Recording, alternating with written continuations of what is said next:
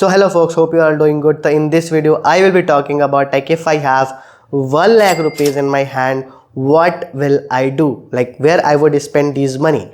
Considering that I already have bought all the things that I wanted in my life, like the phone I wanted, the camera I wanted, the laptop I wanted, the bike I wanted. Now if I am earning this money, what will I do? So in the start of the job, I was saving money to buy the things that I want or the things that can help me to do my work more efficiently. But right now, since I have the most of the things that I wanted, what I will do is let's talk about that. So if I have 1 lakh rupees in my hand, I would invest 50,000 somewhere like where. So in 50,000 I would invest some money in indexes, gold, stocks or some mutual funds.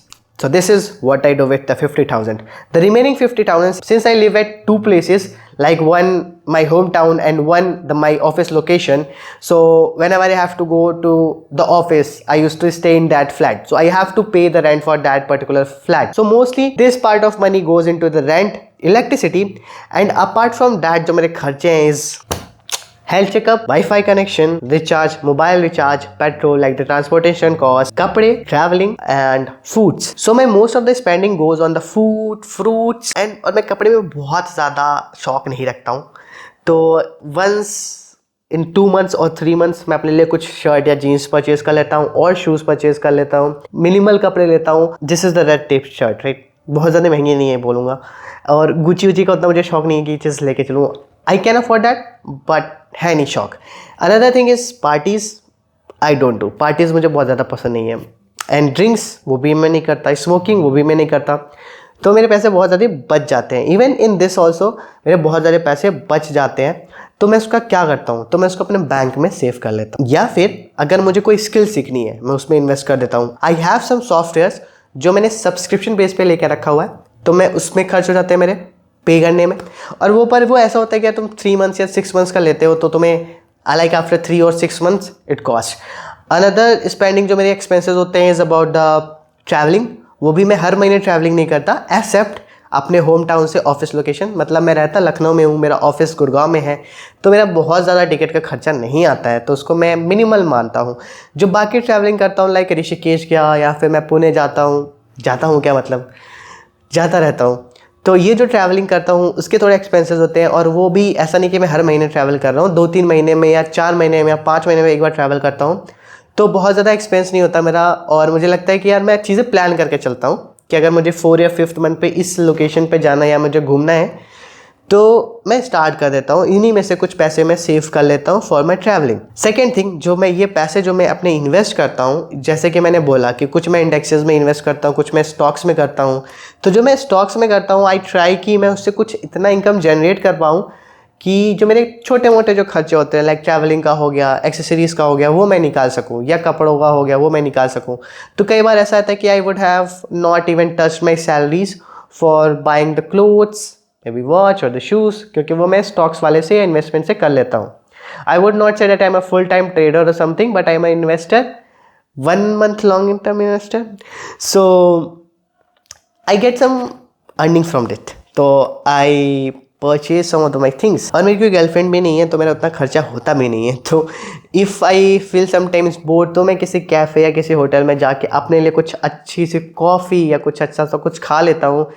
But मुझे बाहर की चीज़ें ज़्यादा पसंद नहीं है, तो मैं बहुत ही कम प्रेफर करता हूँ. अपार्ट फ्रॉम दैट, साल में शायद मैं कोई एक बड़ी चीज़ अपने लिए लेता हूँ जो अपने रूम में रखता हूँ.